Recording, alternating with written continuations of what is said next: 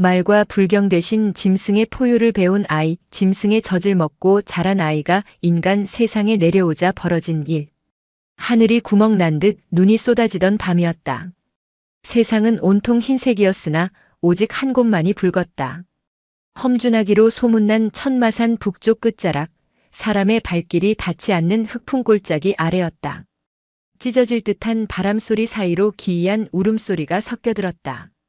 그것은 짐승의 포효 같기도 했고 가느다란 비명 같기도 했다. 피냄새가 진동했다. 그 냄새를 맡고 어둠 속에서 거대한 그림자가 움직였다. 몸길이가 좋기 한 장은 넘어 보이는 거대한 대호. 이 산의 주인인 산군, 검은 바람이라 불리는 놈이었다. 놈의 오른쪽 눈에는 오래전 곰과의 사투에서 얻은 깊은 흉터가 길게 그어져 있었다. 상군은 굶주려 있었다. 닷새 넘게 이어진 폭설로 사냥감이 자취를 감춘 탓이었다. 예민해질 대로 예민해진 산군의 코끝에 비릿하고도 달콤한 냄새가 걸렸다. 본능이 이끄는 대로 발을 옮긴 곳에는 핏덩이 하나가 눈밭에 버려져 있었다. 여인은 이미 떠난 뒤였다. 산 아래 마을에서 쫓겨난 것인지 아니면 혹독한 흉년을 견디다 못해 미쳐버린 것인지 알 수 없었다. 눈 위에 찍힌 여인의 발자국은 비틀거리고 있었고 그 끝에는 강보조차 없이 넝마에 쌓인 갓난아이가 놓여 있었다. 아이의 살갗은 이미 보랏빛으로 질려가고 있었다. 상군은 낮은 숨을 그르렁거렸다. 눈앞에 놓인 것은 더할 나위 없이 쉬운 먹잇감이었다. 이빨을 박아 넣을 필요도 없었다. 그저 한 입에 삼키면 그만이었다. 상군은 천천히 입을 벌렸다. 뜨거운 입김이 아이의 얼어붙은 뺨에 닿았다. 그때였다. 으앙! 아이가 울음을 터뜨렸다. 그것은 살려달라는 애원이 아니었다. 세상에 태어나자마자 추위와 배고픔이라는 고통을 맛본 생명체가 내지르는 순수한 분노에 가까운 악다군이었다. 그 소리는 묘하게도 호랑이의 포효를 닮아 있었다. 상군의 턱이 멈췄다. 놈은 얼마 전 자신의 새끼를 잃었다. 인간들이 쳐놓은 덫에 걸린 새끼는 며칠을 울부짖다 숨이 끊어졌다. 상군은 죽은 새끼 곁을 지키다 굶주린 채 이곳까지 흘러들어온 터였다. 아이의 울음소리가 죽어가던 새끼의 마지막 울음과 겹쳐 들렸다. 짐승의 눈동자가 흔들렸다. 본능은 먹으라 외쳤으나 더 깊은 곳에 있는 기이한 감정이 턱을 닫게 했다. 상군은 아이를 물지 않았다. 대신 아이를 감싸고 있던 넝마 자락을 조심스럽게 물었다.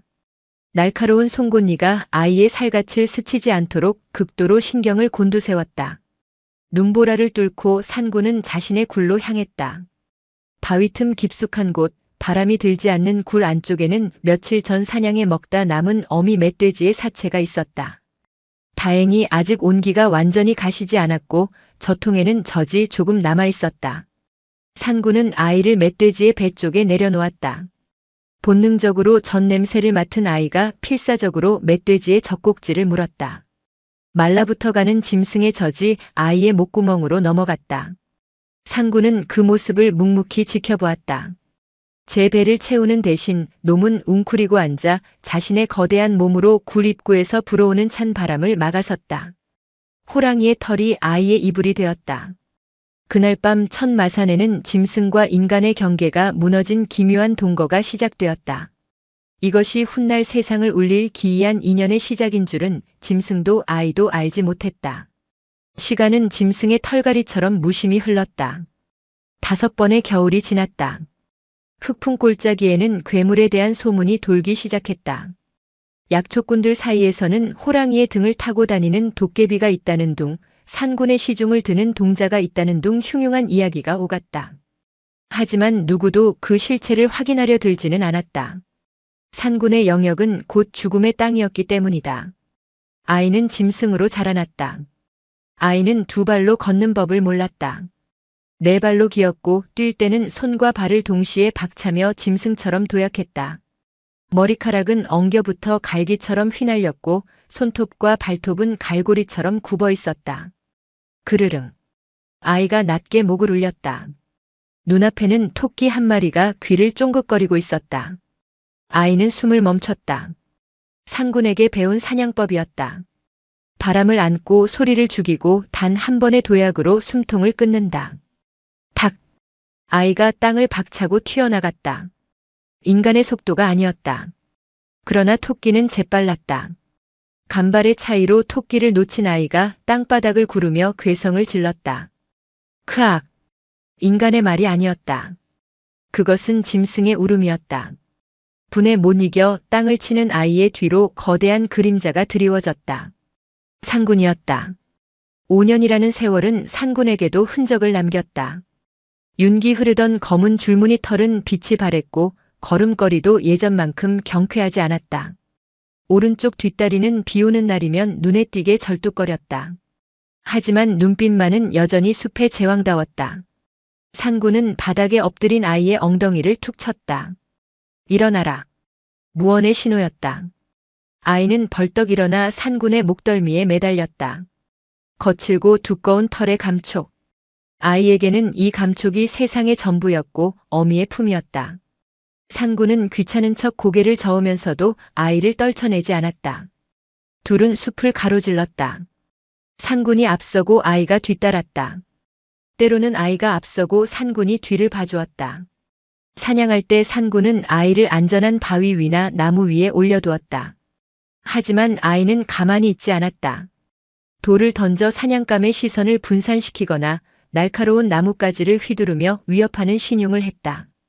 비록 발톱도 없고 이빨도 약한 존재였으나 아이는 자신이 산군의 무리라고 굳게 믿었다. 어느 날 사건이 터졌다. 영역을 침범한 떠돌이 늑대 3마리가 산군을 에워쌌다. 늙은 호랑이 혼자라면 버거울 수 있는 상대였다. 늑대들은 산군의 절뚝거리는 뒷다리를 노리고 교활하게 파고들었다. 크앙! 산군이 앞발을 휘둘러 늑대 1마리의 머리통을 부쉈으나 그 틈에 다른 늑대가 산군의 뒤꿈치를 물어뜯었다. 산군이 고통에 몸부림치며 중심을 잃었다. 남은 늑대들이 일제히 달려들려는 찰나였다. 끼에액! 나무 위에 있던 아이가 비명과 함께 뛰어내렸다. 아이는 늑대의 등에 올라타 놈의 귀를 물어뜯었다. 인간의 턱힘으로는 늑대의 가죽을 뚫기 어려웠지만 아이는 살점이 뜯겨나갈 때까지 악착같이 물고 늘어졌다. 당황한 늑대가 날뛰며 아이를 떨어뜨리려 했다. 아이는 바닥에 내동댕이 쳐졌지만 곧바로 돌을 집어 늑대의 눈을 향해 내리찍었다. 그것은 사냥이 아니라 처절한 살귀의 몸짓이었다. 아이가 시간을 끄는 사이 전열을 가다듬은 산군이 벼락같이 달려들었다. 순식간에 늑대들의 목덜미가 끊어졌다. 전투가 끝난 숲에는 거친 숨소리만 남았다. 산군은 피투성이가 된 아이에게 다가갔다. 아이의 어깨는 늑대 발톱에 긁혀 붉은 피가 흐르고 있었다. 산군은 거친 혀로 아이의 상처를 핥았다. 까슬한 혀의 감촉에 아이가 움찔거렸으나 피하지 않았다. 산군의 눈이 깊어졌다. 놈은 알고 있었다. 이 작은 생명체가 자신을 지키기 위해 목숨을 걸었음을. 그리고 동시에 깨달았다. 이 아이는 짐승의 흉내를 내고 있지만 결코 짐승이 될 수 없음을. 늑대의 가죽을 뚫지 못해 피를 흘리는 아이의 무력한 치아와 손톱이 그것을 증명하고 있었다. 산군은 아이의 머리를 턱으로 꾹 눌렀다. 그리고 처음으로 아이를 자신의 등 위에 태웠다. 그것은 인정이자 작별의 예고였다. 봄이 오고 있었다. 그러나 흑풍 골짜기의 바람은 여전히 차가웠다. 노승버부는 지팡이 하나에 의지한 채 가파른 산길을 오르고 있었다. 범납 60년. 세속의 나이로 80이 가까운 그는 죽을 자리를 찾아 떠도는 중이었다. 평생을 수행했으나 깨달음은 요원했고 마음속 번뇌는 나이가 들수록 오히려 끈질기게 들러붙었다. 이곳이라면 내 뼈를 묻기에 적당하겠구나. 버부는 천마산의 험한 산세가 마음에 들었다. 사람의 발길이 닿지 않아 더러운 욕망이 섞이지 않은 땅. 그는 낙엽이 수북이 쌓인 바위 아래 자리를 잡고 가부좌를 틀었다. 며칠 동안 곡기를 끊고 선정에 들었다. 산짐승들이 주변을 서성였으나 노승의 기운이 말라빠진 고목과 같아서인지 건드리지 않고 지나갔다. 사흘째 되던 날이었다. 인기척이 느껴졌다. 짐승의 발소리가 아니었다. 그렇다고 사람의 발소리라기엔 너무나 가볍고 은밀했다. 버부는 천천히 눈을 떴다. 그의 눈앞에 기이한 생명체가 서 있었다. 흑투성이 알몸에 헝클어진 머리카락 사이로 번뜩이는 두 눈. 겉모습은 분명 인간의 아이였으나 뿜어내는 기운은 영락없는 야수였다. 10살 남짓 되어 보이는 아이는 잔뜩 웅크린 채 버부를 경계하고 있었다. 누구냐? 버부의 목소리는 갈라져 있었다. 아이는 대답 대신 입을 벌려 하얀 이를 드러냈다. 캬악! 위협적인 소리였다.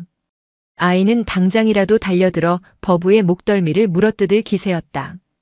버부는 당황했다. 산속에 버려진 아이인가? 아니면 전설 속의 산신동자인가? 아이야, 나는 너를 해치러 온 사람이 아니다. 버부가 손을 내밀었다. 그 순간 아이가 땅을 박차고 날아올랐다.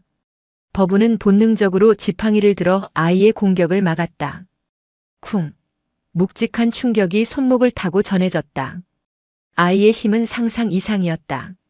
아이는 지팡이를 잡고 버부의 가슴팍을 향해 발길질을 했다. 헉! 버부가 뒤로 나뒹굴었다. 아이는 틈을 주지 않고 버부의 위로 올라탔다. 아이의 손이 버부의 목을 조르려는 찰나 숲을 울리는 굉음이 터져나왔다. 어흐흥. 지축을 흔드는 호랑이의 포효였다. 아이의 손이 멈칫했다. 아이는 고개를 돌려 숲을 바라보았다. 짙은 덤불이 갈라지며 집채만 한 호랑이가 모습을 드러냈다. 흑풍 골짜기의 주인 산군이었다. 버부는 숨을 멈췄다.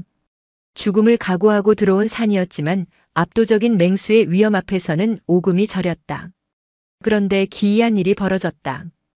호랑이가 아이를 향해 낮게 그르렁거리자 살기 등등하던 아이가 순한 양처럼 물러났다.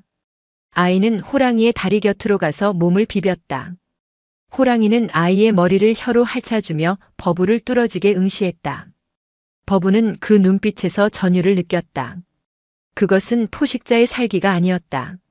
짐승의 눈이라고는 믿기지 않을 만큼 깊고 고요하며 슬픈 눈빛이었다. 호랑이는 버부를 잡아먹으려는 것이 아니었다. 마치 무언가를 부탁하려는 듯 혹은 떠넘기려는 듯한 눈빛이었다. 설마. 버부의 머릿속에 번개 같은 깨달음이 스쳤다. 저 짐승이 이 아이를 살려둔 것인가? 아니, 살려둔 것을 넘어 기른 것인가? 호랑이는 천천히 몸을 돌렸다. 그리고는 몇 걸음 가다가 멈춰서서 뒤를 돌아보았다. 아이는 호랑이를 따라가려 했다. 그러자 호랑이가 아이를 향해 매섭게 포효했다. 크앙! 오지 말라는 뜻이었다. 아이가 깜짝 놀라 자리에 주저앉았다. 아이의 눈에 처음으로 당혹감이 서렸다. 어미가 자식을 밀어내는 순간이었다. 호랑이는 다시 버부를 바라보았다. 그 눈빛은 분명히 말하고 있었다. 내 놈이 데려가라. 버부는 떨리는 손으로 합장했다. 자신도 모르게 고개가 숙여졌다. 눈앞에 있는 것은 짐승이 아니었다. 털을 쓴 산신이거나 혹은 전생의 업을 갚기 위해 온 보살일지도 몰랐다. 나무관세음 보살. 산군은 미련 없이 숲속으로 사라졌다. 아이는 멍하니 산군이 사라진 곳을 바라보다가 이내 터질 듯한 울음을 삼키며 하늘을 향해 늑대처럼 울부짖었다. 그 소리는 짐승의 소리였으나 담긴 슬픔은 인간의 것이었다. 버부는 알 수 있었다. 자신의 죽음보다 더 중한 과업이 눈앞에 나타났음을. 이리 오너라. 버부가 조용히 불렀다. 아이는 으르렁거렸지만 더 이상 덤벼들지 않았다. 산군이 자신을 이 늙은 인간에게 맡겼다는 것을 짐승의 본능으로 알아차린 탓이었다. 이것이 짐승에게서 인간으로, 산에서 속세로 넘어가는 아이의 첫 번째 시련이었다. 아이는 줄에 묶인 짐승이었다. 버부는 아이의 허리춤에 굵은 칡넝쿨을 묶어 자신의 허리와 연결했다. 산을 내려가는 내내 아이는 네 발로 버티며 뒤로 물러서려 했다. 으르렁거리는 소리가 멈추지 않았고 버부의 종아리는 아이가 핥히고 간 손톱 자국으로 엉망이 되었다. 하지만 노승은 신음 한 번 흘리지 않고 묵묵히 걸음을 옮겼다. 그들이 도착한 곳은 산 중턱에 위태롭게 매달린 작은 암자 천광암이었다. 절이라기보다는 비바람을 피할 움막에 가까웠다. 버부는 칡넝쿨을 풀지 않은 채 아이를 마루에 앉혔다. 아이는 낯선 냄새에 코를 벌름거렸다. 오래된 나무 냄새, 향 냄새, 그리고 인간의 살냄새.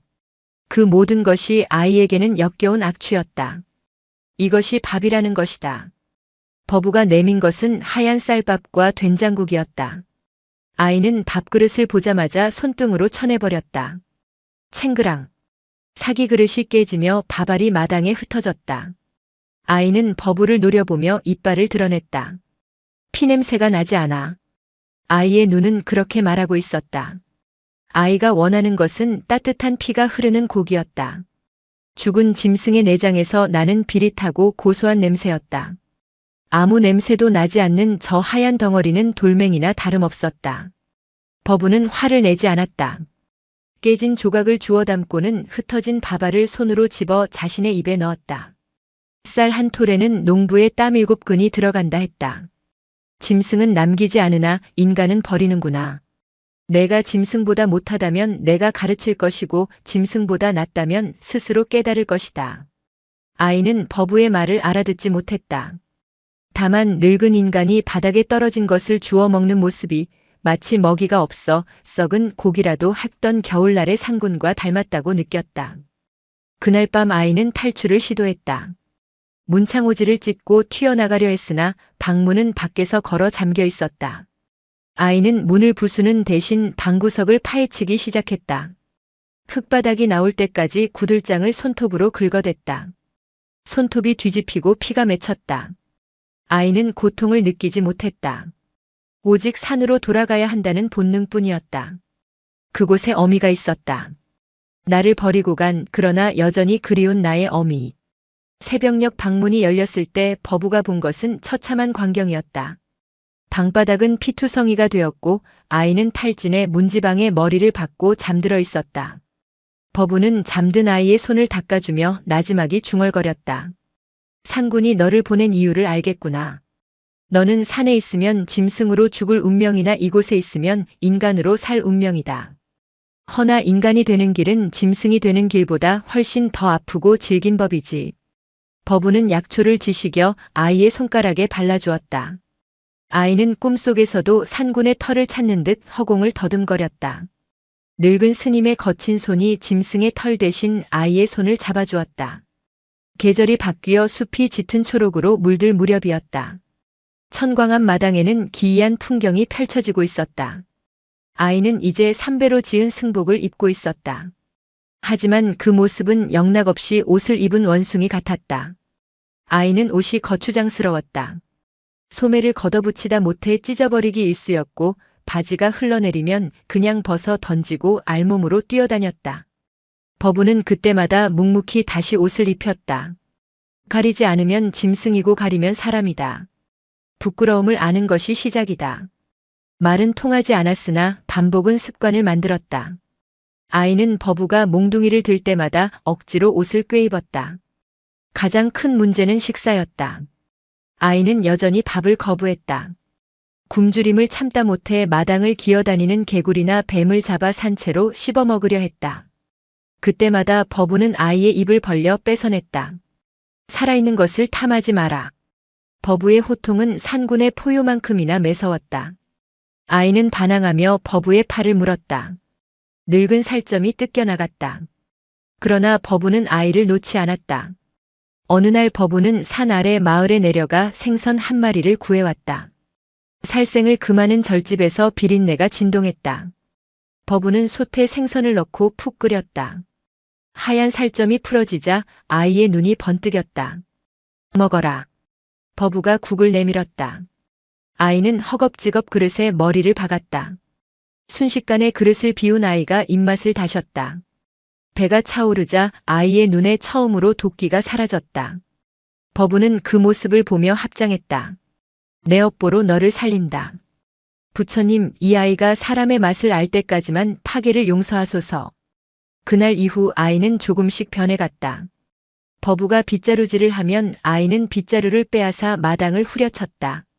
흉내를 내는 것이었다. 버부가 계곡에서 물을 길어오면 아이는 물동이를 머리에 이려다가 뒤집어 쓰곤 했다. 하지만 말은 여전히 트이지 않았다. 아이가 내는 소리는 그르릉, 끼에액 같은 의성어뿐이었다. 버부는 조급해하지 않았다. 언어는 마음이 트이면 자연스레 따라오는 물길 같은 것이라 믿었다. 어느 비 오는 오후였다. 버부는 대청마루에 앉아 아이의 머리를 깎아주고 있었다. 덥수룩하던 갈기가 잘려나가자 동글동글한 두상이 드러났다. 아이는 낯선 감촉에 몸을 비틀었으나 도망치지는 않았다. 이름을 지어야겠구나. 버부가 삭도로 아이의 머리카락을 밀며 말했다. 산에서 왔으니 산이라 할까 아니면 짐승에게서 났으니 생이라 할까? 그때 천둥이 쳤다. 우르릉 쾅. 아이가 깜짝 놀라 버부의 품으로 파고들었다. 산군과 함께 있을 때 천둥이 치면 놈의 배 밑으로 숨던 버릇이었다.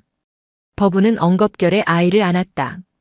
짐승의 냄새는 옅어지고 어린아이의 땀 냄새가 났다. 무라고 하자. 버부가 아이의 등을 토닥였다. 없을 무. 부모도 없고 이름도 없고 가진 것도 없으나 그렇기에 무엇이든 될 수 있는 아이. 너는 이제 무진이다. 다음이 없는 아이. 무진. 아이는 그 소리가 마음에 들었는지 입술을 달싹였다. 징. 그것이 아이가 뱉은 첫 번째 인간의 소리였다. 무진이 천광암에 온 지 1년이 지났다. 아이는 놀라운 속도로 산을 탔다. 버부가 한나절 걸려 오를 길을 무진은 단숨에 뛰어올랐다. 약초를 캐는 솜씨도 일품이었다. 냄새만으로 독초와 약초를 구분했고 땅속 깊이 박힌 칡뿌리도 맨손으로 캐냈다. 하지만 무진의 시선은 늘 북쪽 흑풍 골짜기를 향해 있었다. 해가 질 무렵이면 무진은 절벽 끝 바위에 앉아 하염없이 산을 바라보았다. 버부는 그 뒷모습이 위태로워 보이면서도 말리지 않았다. 그리움은 억누를수록 독이 되는 법임을 알기 때문이었다. 어느 날 사건이 터졌다. 마을에서 올라온 사냥꾼들이 천광암 앞을 지나갔다. 그들의 허리춤에는 갓 잡은 노루가 매달려 있었고 창 끝에는 붉은 피가 묻어 있었다. 마당을 쓸던 무진의 눈이 뒤집혔다. 피냄새가 잠들어 있던 야성을 깨웠다. 크악! 무진이 빗자루를 던지고 사냥꾼들에게 달려들었다. 순식간에 벌어진 일이었다. 무진은 사냥꾼 하나의 다리를 걸어 넘어뜨리고는 목을 물어뜯으려 했다. 이 짐승 새끼가! 다른 사냥꾼이 당황하여 창대를 휘둘러 무진의 어깨를 내리쳤다. 퍽 소리와 함께 무진이 바닥을 굴렀다.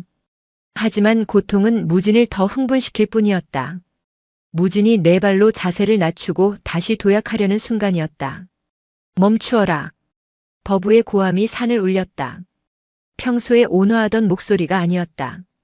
버부는 지팡이를 들어 무진의 앞을 가로막았다. 그리고 사냥꾼들을 향해 고개를 숙였다. 제 상좌 아이입니다. 산에서 자라 아직 법도를 모릅니다. 부디 용서하십시오. 스님, 이놈은 사람이 아닙니다. 눈빛을 보십시오. 이건 짐승입니다. 사냥꾼들은 침을 뱉고 황급히 자리를 떴다. 그들이 사라진 뒤에도 무진은 씩씩거리며 사냥꾼들이 사라진 쪽을 노려보았다. 버부가 무진에게 다가갔다. 그리고 무진의 종아리를 지팡이로 후려쳤다. 짝! 무진이 비명을 질렀다. 맞아본 적 없는 매였다. 사람을 무는 것은 짐승이다. 너는 짐승으로 살고 싶으냐? 짝! 종아리에 붉은 줄이 갔다. 무진은 피하지 않았다. 억울했다. 저들은 피냄새를 풍기는 살생자들인데 왜 나만 혼내는가? 무진의 눈에서 굵은 눈물이 뚝뚝 떨어졌다. 버부는 매질을 멈추고 지팡이를 던져버렸다. 그리고 무진을 와락 끌어안았다. 아프냐? 나도 아프다. 내가 사람을 해치면 너는 다시는 상군을 볼 수 없다. 짐승이 된 너를 그가 반기겠느냐? 상군이라는 말에 무진의 몸이 굳었다. 아이는 잊고 있었다. 어미가 자신을 이곳에 보낸 이유를. 상군은 아이가 자신처럼 살기를 원치 않았다. 피를 뒤집어 쓰고 쫓기며 사는 삶을 물려주고 싶지 않았던 것이다. 그날 밤 무진은 열병을 앓았다. 몸이 불덩이처럼 뜨거웠다. 버부는 밤새 물수건으로 아이의 이마를 닦아주었다. 새벽녘 열이 내리자 무진이 눈을 떴다. 버부는 퀭한 눈으로 아이를 지키고 있었다. 무진이 갈라진 입술을 열었다. 님. 어눌하지만 분명한 발음이었다. 버부의 눈이 커졌다. 무진이 다시 한번 입을 열었다. 아, 파. 버부의 눈가가 젖어들었다. 아이가 처음으로 배운 말은 밥도 아니고 엄마도 아닌 자신의 고통을 호소하는 말이었다. 그래, 아프냐? 아픈 것이 살아있는 것이다. 이제 되었다. 이제야 비로소 사람이 되었구나. 그 시각 천광암 뒤편 능선 위에는 거대한 그림자가 앉아 있었다. 상군이었다. 놈은 사냥꾼들의 냄새를 맡고 내려왔다가 아이가 매를 맞고 우는 소리를 듣고 멈춰 섰었다. 당장이라도 뛰어내려가 늙은 중에 목을 물고 싶었으나 산군은 참았다. 버부가 아이를 안고 우는 모습을 본 산군은 조용히 몸을 돌렸다. 아이에게서 짐승의 냄새가 옅어지고 있었다. 그것은 서운한 일이었으나 동시에 다행한 일이었다. 산군은 밤하늘을 향해 소리 없는 포효를 내지르고 어둠 속으로 사라졌다. 놈의 꼬리가 길게 여운을 남겼다. 이제 아이는 온전히 인간의 숲으로 들어선 것이었다. 10년이라는 세월이 흑풍 골짜기의 바람처럼 스쳐 지나갔다. 무진은 20살의 청년이 되었다. 그의 외모는 기이했다. 키는 6척이 넘는 거구였으나 발걸음에는 소리가 없었고 어깨는 곰처럼 벌어졌으나 허리는 표범처럼 날렵했다. 무엇보다 눈에 띄는 것은 눈빛이었다. 깊은 산중의 호수처럼 고요하면서도 그 밑바닥에는 언제든 폭발할 것 같은 야성이 도사리고 있었다. 버부는 늙어 허리가 굽었으나 눈빛만은 형형했다. 그는 무진에게 그를 가르치려 했으나 무진은 붙잡는 것을 몽둥이 잡는 것보다 힘겨워했다. 대신 무진은 산의 언어를 완벽하게 이해하고 있었다. 바람의 냄새로 비를 예감했고 흙의 진동으로 멧돼지의 이동 경로를 파악했다. 어느 날 버부가 무진을 데리고 산 아래 장터로 내려갔다. 사람이 사는 꼴을 보아야 사람을 이해할 수 있다. 장터는 소음의 도가니였다. 상인들의 호객 소리, 흥정하는 고함, 아이들의 울음소리가 뒤섞여 무진의 예민한 청각을 찔러댔다. 무진은 미간을 찌푸렸다. 산속의 정직한 소리와 달리 이곳의 소리에는 기만과 욕망이 섞여 있었다. 기름진 얼굴을 한 포목점 주인이 촐로를 상대로 사기를 치고 있었다. 이 비단으로 말할 것 같으면 한양 대감마님들도 없어서 못 입는 물건이오. 쌀 2가마니도 싸게 주는 거요. 촐로는 떨리는 손으로 쌈짓돈을 꺼내고 있었다. 무진의 코가 벌름거렸다. 주인의 입에서는 썩은 내가 났다. 거짓말을 할 때 인간의 몸에서 나는 특유의 산패한 냄새였다. 무진이 성큼성큼 다가갔다. 버부가 말릴 새도 없었다. 무진은 주인의 손목을 낚아챘다. 아이고, 이게 무슨 짓이야. 주인이 비명을 질렀다. 무진은 말없이 주인의 손에 들린 비단을 빼앗아 쫙 찢어버렸다. 찍! 경쾌한 파열음과 함께 비단 사이에서 좀이 쓴 자국과 곰팡이가 드러났다. 좌중이 조용해졌다. 촌로의 눈이 휘둥그레졌다. 이놈이. 주인이 얼굴이 불그락푸르락해져 삿대질을 했다. 무진은 낮게 으르렁거렸다. 거짓말. 무진의 입에서 나온 말은 단조로웠으나 묵직했다. 입에서 똥냄새가 난다. 주인이 주춤 뒤로 물러났다. 무진의 눈빛이 사람의 것이 아니었기 때문이다. 구경꾼들이 수군거리기 시작했다. 저놈 그놈 아니야? 천광암에서 키운다는 짐승 아이. 눈빛 좀 봐. 살인이라도 낼 기세네.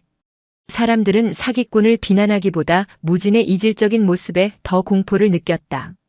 그것이 인간들의 습성이었다. 진실보다 두려움이 앞서는 존재들. 버부가 다가와 무진의 어깨를 잡았다. 가자. 돌아오는 산길에서 무진이 물었다. 왜 내가 잘못한 것처럼 봅니까? 버부는 지팡이로 땅을 짚으며 천천히 말했다. 너는 비단을 찢었으나 그들은 너의 눈빛에 찢겼기 때문이다. 짐승은 이빨로 물지만 사람은 마음으로 문다. 너는 오늘 그들의 마음에 공포라는 이빨 자국을 남겼다. 그것이 내가 아직 사람이 덜 되었다는 증거다. 무진은 입을 다물었다. 이해할 수 없었다. 거짓을 밝힌 것이 죄가 되는 세상이라니. 산에서는 약한 것을 속이는 짐승은 없다. 오직 힘과 힘의 대결만이 있을 뿐. 인간의 세상은 짐승의 숲보다 훨씬 더 비열하고 복잡했다. 그날 밤 무진은 잠을 이루지 못했다. 방문을 열고 나가니 밤하늘에 별이 쏟아지고 있었다. 북쪽 하늘 아래 흑풍 골짜기가 검은 아가리를 벌리고 있었다. 어머니. 무진의 입술이 소리 없이 움직였다. 상군이 보고 싶었다. 거짓 없는 절대적인 힘. 그 따뜻하고 거친 혀의 감촉이 그리웠다. 겨울이 시작될 무렵 불청객이 천광함을 찾았다. 산 아래 주막에서부터 흉흉한 소문을 몰고 다니던 자였다. 이름은 왕초. 전국의 명산이란 명산은 다 뒤지고 다니며 영물들만 골라 사냥한다는 전설적인 포수였다. 그의 얼굴 반쪽은 화상 흉터로 일그러져 있었고 허리춤에는 육중한 조총과 무쇠로 만든 덫이 주렁주렁 매달려 있었다. 왕초는 거만하게 법우 앞에 앉았다. 스님, 이 산에 대오가 산다는 소문을 듣고 왔으다. 놈의 가죽이 흑단처럼 검다던데 사실이오? 법우는 차를 따르며 무심하게 대답했다.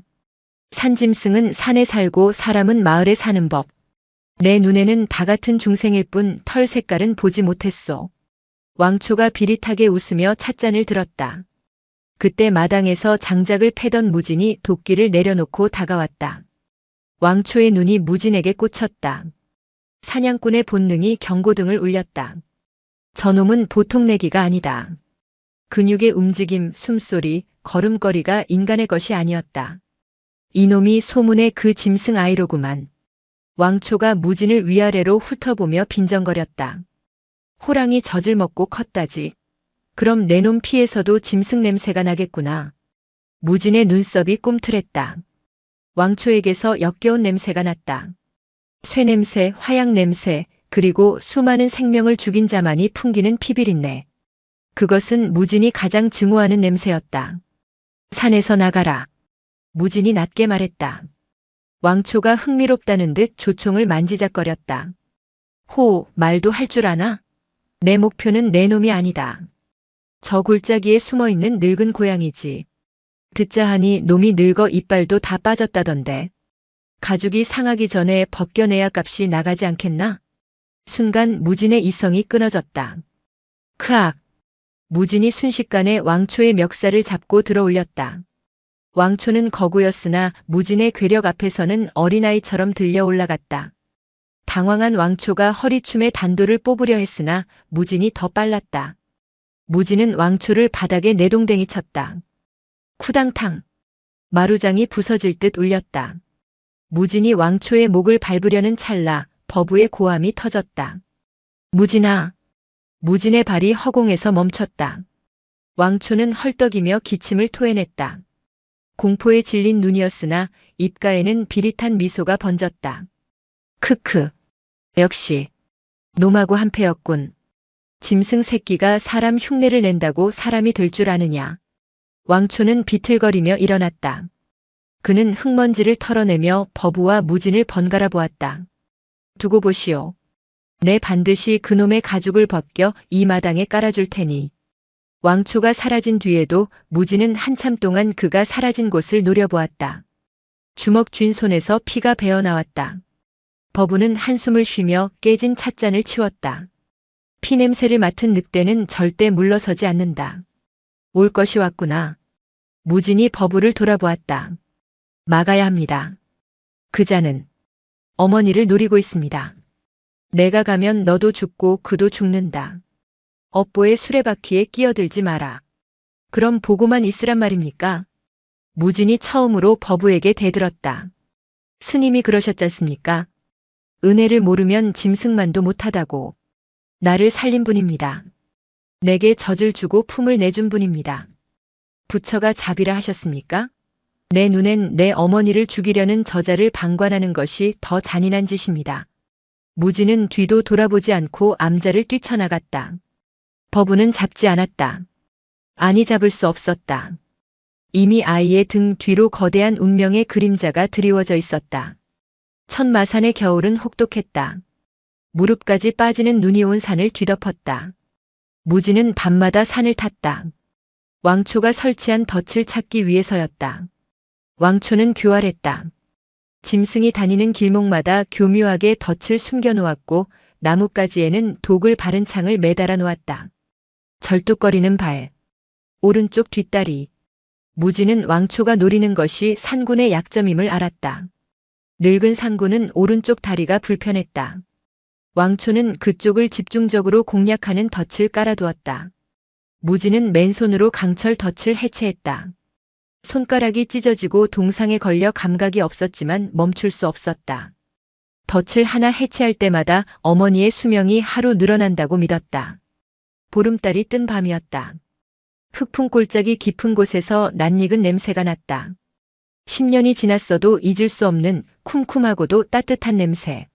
무지는 숨을 죽이고 바위 뒤로 숨었다. 저 멀리 눈 덮인 바위 위에 거대한 그림자가 앉아 있었다. 상군이었다. 세월은 상군을 비켜가지 않았다. 찬란했던 검은 줄무늬는 희끗희끗해졌고 등뼈가 앙상하게 드러나 있었다. 한때 산을 호령하던 위엄은 사라지고 늙고 병든 짐승의 고단함만이 남아 있었다. 상군은 거친 숨을 몰아쉬며 앞발을 핥고 있었다. 그 앞발에는 며칠 전 왕초의 덫에 걸렸다 빠져나온 상처가 깊게 패여 있었다. 붉은 피가 흰 눈 위로 뚝뚝 떨어졌다. 무진의 가슴이 찢어질 듯 아파왔다. 어머니. 무진이 참지 못하고 나지막이 불렀다. 상군의 귀가 쫑긋했다. 놈은 늙었어도 감각은 살아있었다. 상군이 천천히 고개를 돌려 무진이 숨은 바위를 응시했다. 그 눈빛. 10년 전 버부에게 자신을 맡길 때와 똑같은 눈빛이었다. 무진은 바위 뒤에서 걸어 나왔다. 인간의 옷을 입고 인간의 말을 하는 장성한 청년. 그러나 상군은 단번에 알아보았다. 저것이 내가 거둔 그 핏덩이라는 것을. 그르릉. 상군이 낮게 울었다. 오지 말라는 경고가 아니었다. 반가움과 슬픔이 뒤섞인 인사의 소리였다. 무진이 눈물을 흘리며 다가갔다. 상군은 피하지 않았다. 무진은 떨리는 손으로 상군의 목덜미를 끌어안았다. 거칠고 뻣뻣한 털의 감촉. 무진은 얼굴을 상군의 털에 파묻고 오열했다. 늦어서 죄송해요. 너무 늦게 와서. 상군은 무진의 등을 거친 혀로 핥아주었다. 마치 어릴 적 악몽을 꾸다 깬 아이를 달래주듯. 짐승과 인간은 눈밭 위에서 하나가 되었다. 그때였다. 탕! 고요한 밤하늘을 찢는 총성이 울려 퍼졌다. 상군의 몸이 크게 움찔했다.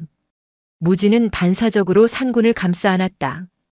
뜨거운 액체가 무진의 뺨으로 튀었다. 상군의 왼쪽 어깨에서 피가 솟구쳤다. 크하하. 역시 새끼가 있으면 어미가 나타나는 법이지. 능선 위에서 왕초가 조총을 들고 서 있었다. 그의 뒤로는 횃불을 든 사냥꾼들이 개미떼처럼 몰려오고 있었다.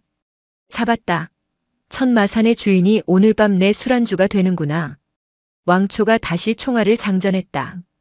찰칵 하는 소리가 무진의 귓가에 사형 선고처럼 들렸다. 상군이 비틀거리며 일어났다. 놈은 고통을 참으며 무진을 뒤로 밀쳤다. 도망가라는 신호였다. 늙은 왕은 최후의 전투를 준비하고 있었다. 그러나 무진은 물러서지 않았다. 그는 상군의 앞을 가로막고 섰다. 그의 눈이 붉게 충혈되었다. 인간의 이성이 사라지고 짐승의 살기가 그 자리를 채웠다. 무진이 입고 있던 승복 상의를 찢어버렸다. 근육질의 상체가 드러났다. 그는 바닥에 떨어진 돌멩이를 집어들었다. 아무도 지나가지 못한다. 무진의 목소리는 더 이상 사람의 것이 아니었다. 그것은 흑풍 골짜기의 새로운 짐승이 내지르는 포효였다. 오늘 이 산이 너희들의 무덤이 될 것이다. 눈보라가 거세지기 시작했다. 피비린내와 화약 냄새가 뒤섞인 전장의 서막이 올랐다. 왕초는 비웃었다. 미친놈. 짐승 흉내를 낸다고 총알을 막을 수 있을 것 같으냐? 탕! 두 번째 총성이 울렸다. 그러나 무진은 피하지 않았다. 총알이 무진의 왼쪽 팔을 스치고 지나갔다. 살점이 떨어져 나갔으나 무진은 고통조차 느끼지 못하는 듯 했다. 그는 짐승처럼 네 발로 땅을 박차고 튀어나갔다. 그 속도는 인간의 눈으로 쫓을 수 있는 것이 아니었다. 쏘아. 쏘란 말이야. 왕초가 당황하여 소리쳤다.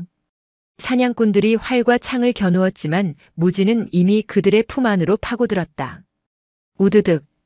무진의 주먹이 선두에 선 사냥꾼의 턱을 부쉈다.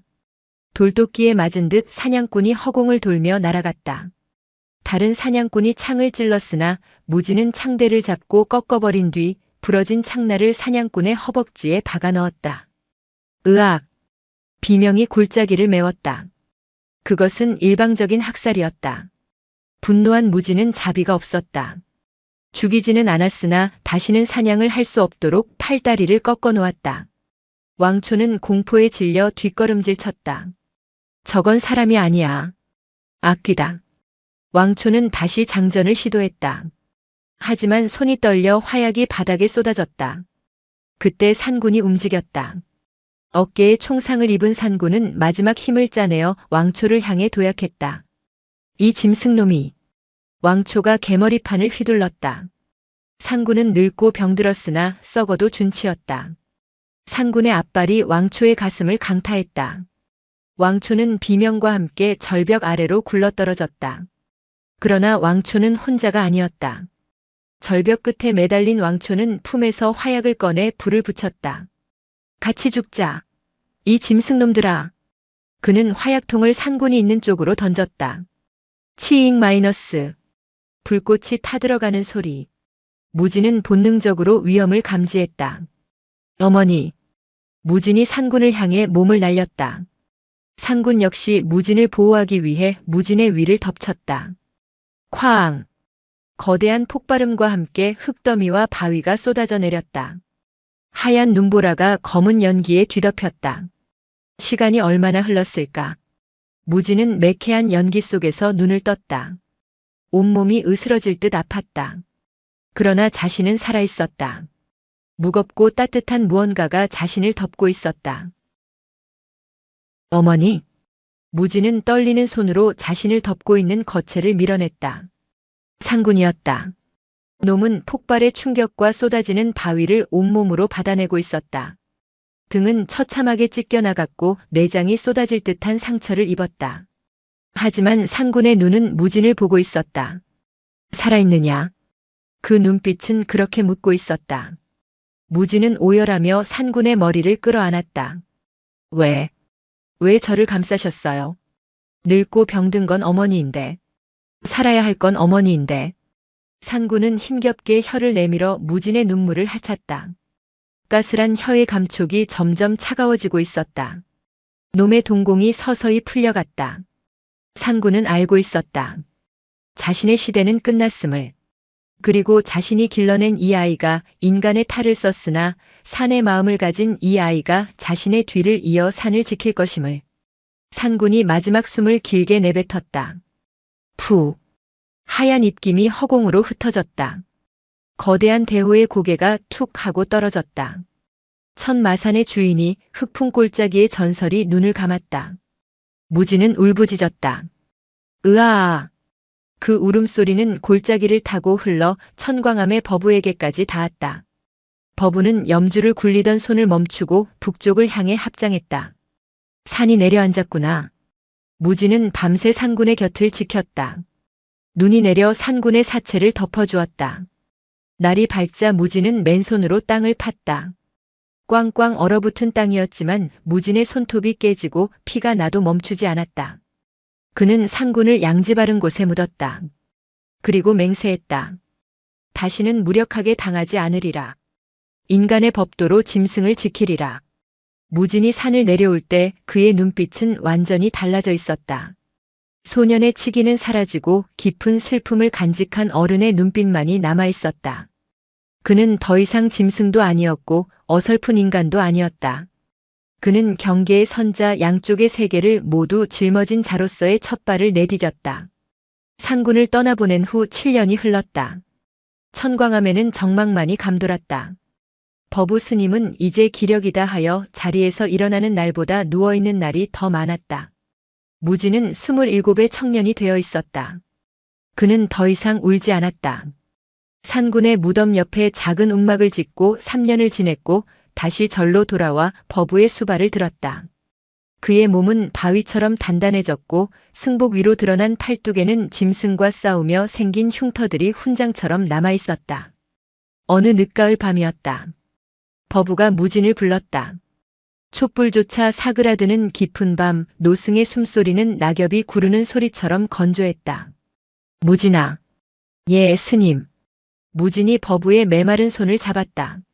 짐승의 젖을 먹고 자란 아이의 손은 투박하고 거칠었으나 노승의 손을 잡는 악령만큼은 깃털처럼 부드러웠다.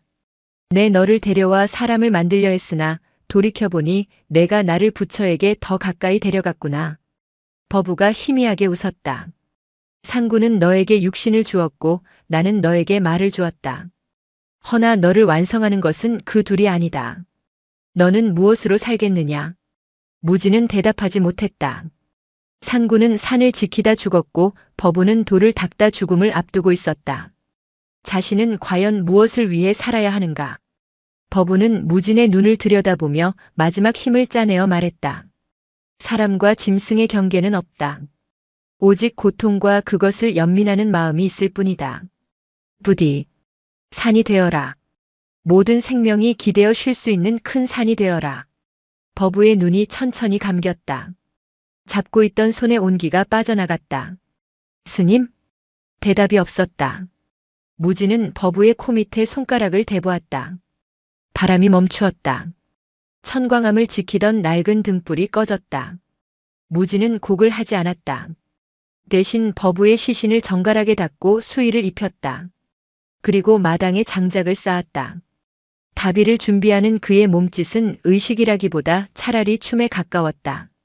절제된 슬픔 그리고 깊은 경의. 불길이 타올랐다. 연기는 하늘로 올라가 구름이 되었다. 무진은 타오르는 불꽃 속에서 두 개의 환영을 보았다.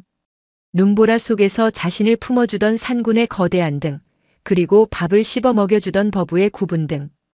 가십시오. 더 이상 아프지 않은 곳으로. 무진은 합장했다. 이날 밤 무진은 세상에 홀로 남겨졌다. 산의 어미도 속세의 아비도 모두 흙과 바람으로 돌아갔다. 이제 그는 누구의 보호도 받지 않는 들판에 홀로 선 나무가 되었다. 법우의 49제가 끝난 날 무진은 걸망 하나를 메고 산을 내려왔다. 천광암은 폐사나 다름없이 비워두었다. 스님의 유언대로 산이 되기 위해서는 산속에만 있어서는 안 된다는 깨달음 때문이었다. 인간들이 짐승을 어떻게 대하는지, 세상의 탐욕이 어떻게 생명을 갉아먹는지 직접 보아야 했다.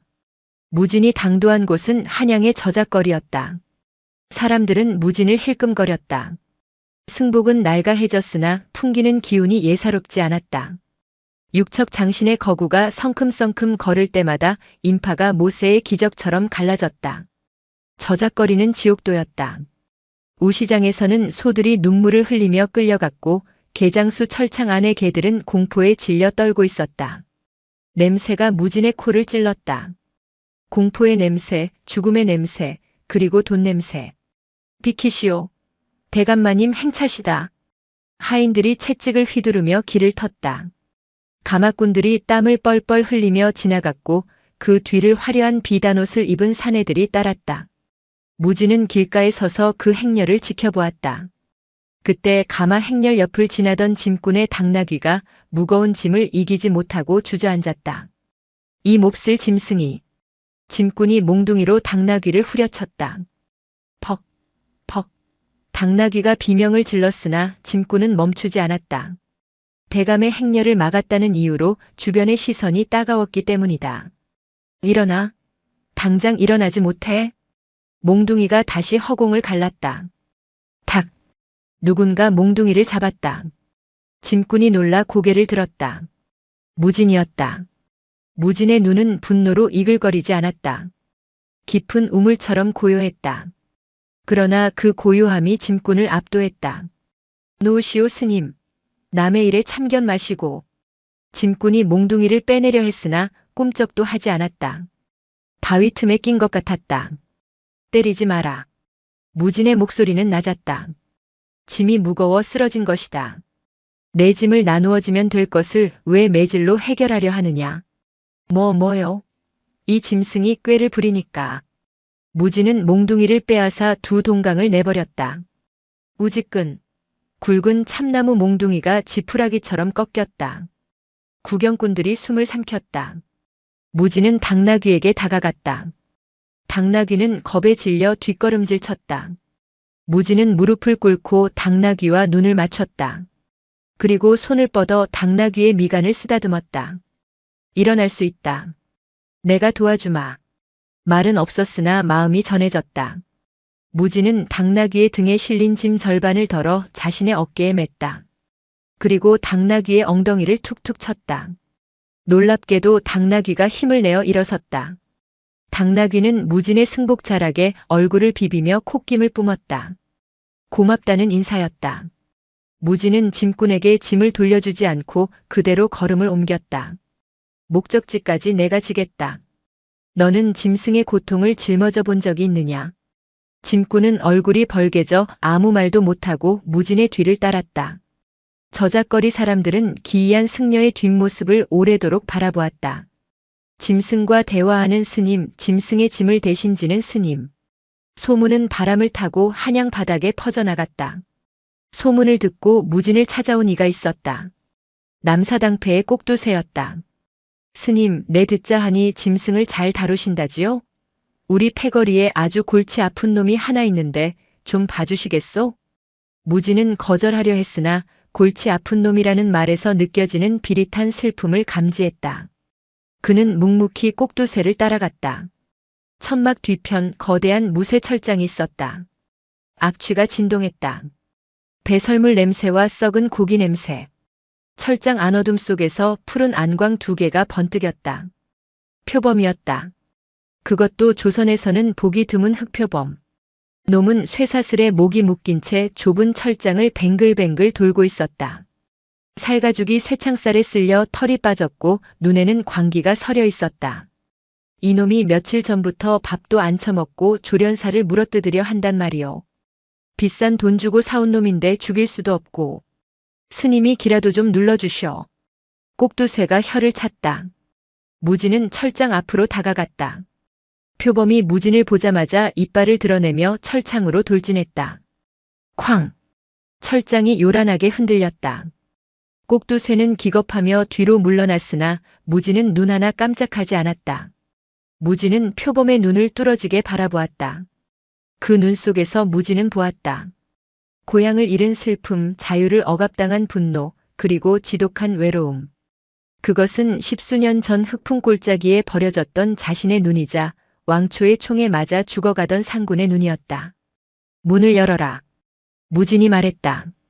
예? 미치셨소? 이놈은 식인 맹수요. 열어라. 내가 책임지겠다. 무진의 기세에 눌린 꼭두새가 벌벌 떨며 열쇠를 던져주었다. 무진은 자물쇠를 풀고 철장 안으로 들어갔다. 크앙! 표범이 포효하며 무진에게 달려들었다. 구경하던 패거리들이 비명을 질렀다. 하지만 무진은 피하지도 공격하지도 않았다. 그는 가부좌를 틀고 그 자리에 앉아버렸다. 그리고 눈을 감고 합장했다. 표범의 발톱이 무진의 코앞에서 멈췄다. 무진의 몸에서 기이한 파동이 흘러나왔다. 그것은 살기가 아니었다. 깊은 산속의 고요함, 바람소리, 흙내음. 표범이 평생 그리워하던 야생의 기운이 무진의 몸에서 뿜어져 나왔다. 너도 산이 그리운 게냐? 무진의 마음이 표범에게 닿았다. 나도 그렇다. 이곳은 너무 시끄럽고 냄새가 나는구나. 표범의 곤두선 털이 가라앉았다. 놈은 킁킁거리며 무진의 냄새를 맡았다. 짐승의 젖냄새가 났다. 동류의 냄새였다. 표범은 공격 의사를 거두고 무진의 무릎 앞에 털썩 주저앉았다. 그리고 무진의 손등을 거친 혀로 핥았다. 정적. 숨죽여 지켜보던 사람들 사이에서 탄성이 터져나왔다. 흉포한 맹수가 승려 앞에서 순한 고양이처럼 변한 것이다. 무진이 눈을 뜨고 표범의 머리를 쓰다듬었다. 이 아이는 구경거리가 아니다. 산으로 돌아가야 할 왕이다. 무진은 꼭두새를 돌아보았다. 꼭두새는 넋이 나가 있었다. 얼마면 되겠느냐? 이 아이의 몸값이. 아니 스님. 돈이 문제가 아니라. 내가 가진 것은 없으나 앞으로 10년간 너희 패거리를 따라다니며 꾸준히 일을 해주겠다.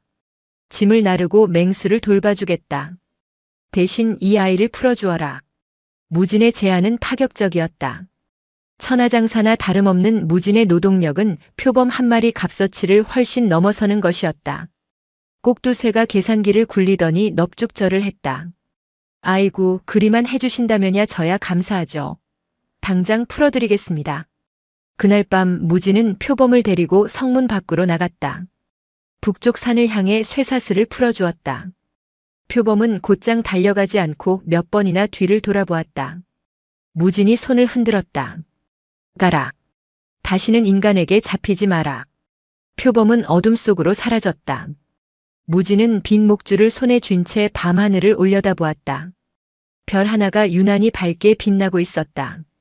자유.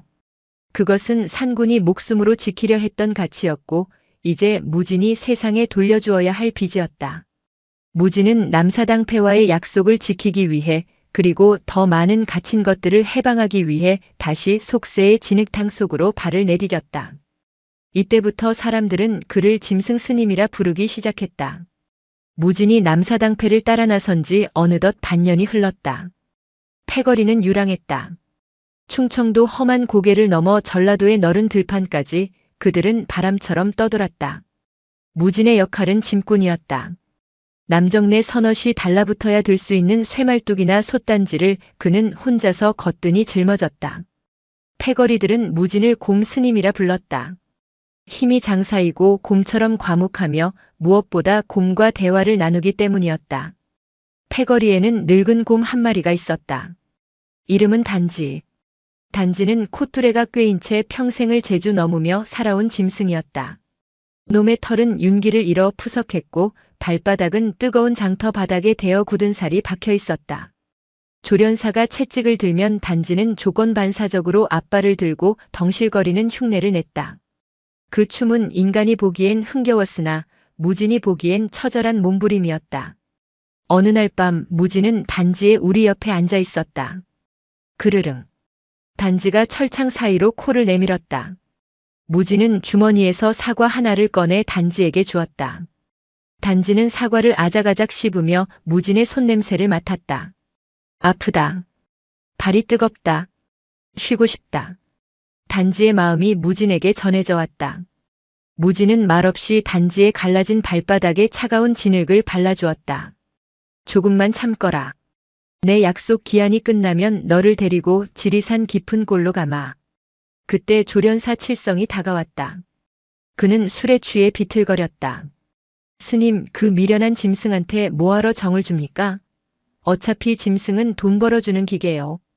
쓸모 없어지면 가죽이나 남기는 게지. 무진은 칠성을 돌아보지 않고 말했다. 이 아이가 버는 돈으로 내가 술을 마시고 밥을 먹는다. 내 부모보다 효자인데 어찌 기계라 하느냐. 허. 말은 청산유수지. 스님, 세상은 말이요. 밟는 놈과 밟히는 놈, 먹는 놈과 먹히는 놈 딱 둘뿐이요. 스님처럼 고상한 척해봤자 우린 다 바닥 인생이라고. 칠성은 침을 퇴뱉고 사라졌다. 무진은 밤하늘을 올려다보았다. 칠성의 말이 틀리지 않았다. 인간 세상은 흑풍골짜기보다 더 잔혹한 양육강식의 세계였다. 상구는 배가 부르면 사냥을 멈췄지만 인간은 배가 터지도록 먹고도 곡간을 채우려 남의 것을 빼앗았다. 다음 날 패거리는 나주의 큰 고을에 당도했다. 소문난 잔치가 있다고 했다. 나주 목사가 자신의 생일잔치에 남사당패를 불렀다는 것이다. 꼭두쇠는 입이 귀에 걸렸다. 관아의 행사라면 두둑한 삭은 물론이고 며칠간 배불리 먹을 수 있었기 때문이다.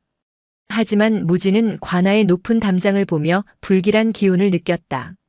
담장 안에서는 기름진 고기 냄새가 났고 담장 밖에는 굶주린 백성들이 실의 기죽 한 그릇을 얻으려 줄을 서 있었다. 경계선. 무진은 그 경계선이 역겨웠다. 잔치는 화려했다. 관아 마당에는 비단 장막이 쳐졌고 상다리가 부러질 듯한 음식들이 차려졌다. 나주 목사 조대감은 호피를 깐 의자에 비스듬히 앉아 기생들의 시중을 받고 있었다. 그의 배는 탐욕처럼 불룩했고 눈은 번들거렸다. 어허, 풍악이 너무 처지는구나. 더 신명 나게 놀아보거라. 남사당패는 땀을 비오듯 흘리며 재주를 부렸다. 줄타기, 버나 돌리기, 살판. 광대들은 목숨을 걸고 공중을 날았다. 드디어 단지의 차례가 되었다. 칠성이 채찍을 휘두르자 단지가 뒤뚱거리며 마당 한가운데로 나왔다. 사람들은 곰의 등장을 보며 환호했다. 재주를 보여라. 칠성이 소리치자 단지가 물구나무를 섰다. 육중한 몸이 앞발 2개의 의지에 버텼다. 단지의 팔이 부들부들 떨렸다. 며칠째 제대로 먹지 못한 데다 늙은 관절이 비명을 지르고 있었다.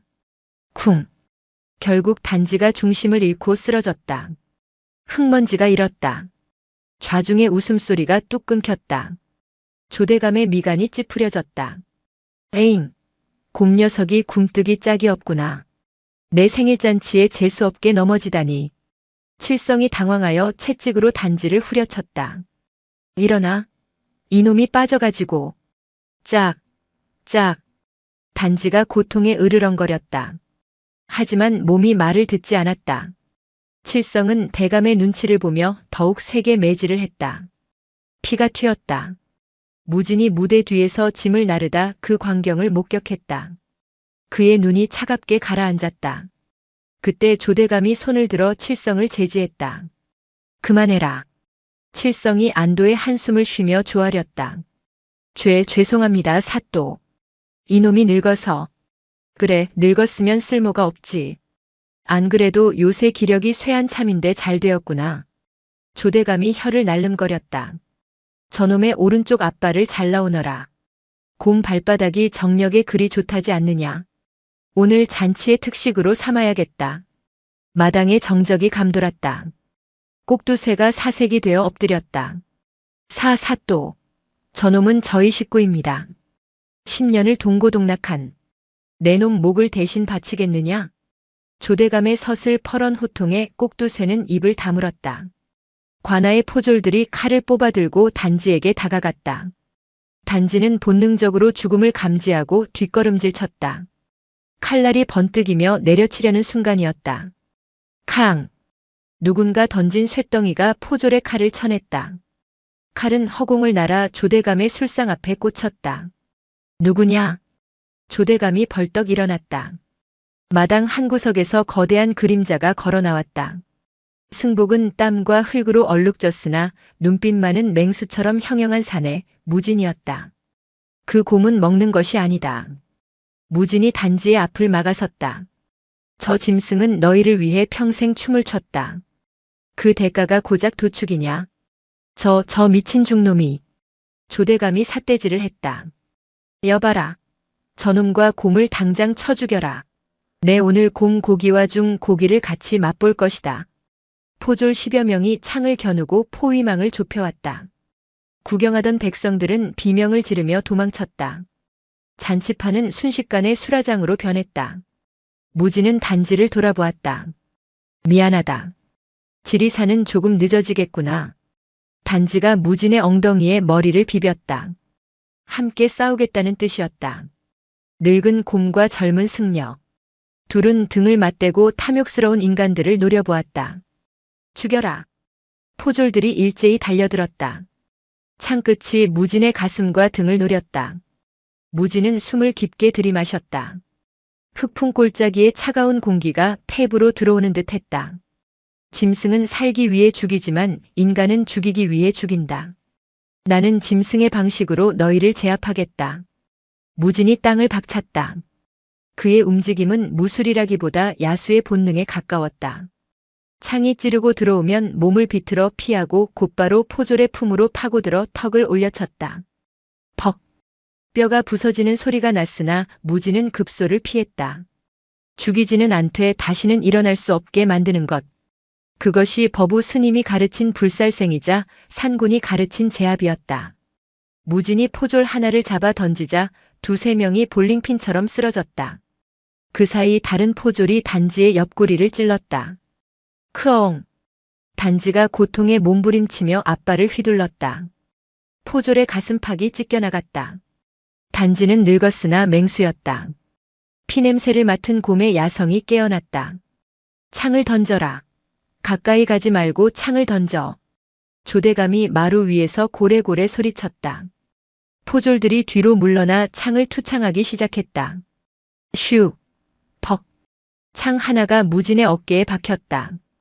또 하나는 단지의 허벅지에 꽂혔다. 무진이 이를 악물었다. 고통은 정신을 맑게 했다.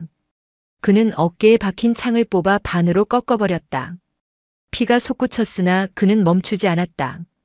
무진의 시선이 조대감에게 고정되었다. 우두머리를 잡아야 사냥이 끝난다. 비켜라. 무진이 포효했다. 그것은 사람의 고함이 아니었다. 호랑이의 포효였다. 크아악. 그 소리에 포졸들이 주춤하며 귀를 막았다. 말들도 놀라 날뛰었다. 그 틈을 타 무진이 마루를 향해 도약했다. 단 한 번의 점프로 수장의 거리를 좁혔다. 조대감의 눈앞에 피투성이가 된 악귀가 나타났다. 히익. 조대감이 뒤로 자빠지며 기어 도망치려 했다. 무진은 조대감의 멱살을 잡아 번쩍 들어올렸다. 살려다오. 돈은 얼마든지 주마. 쌀도 주마. 조대감이 오줌을 지리며 애원했다. 무진은 조대감을 마당으로 내던졌다. 쿠당탕.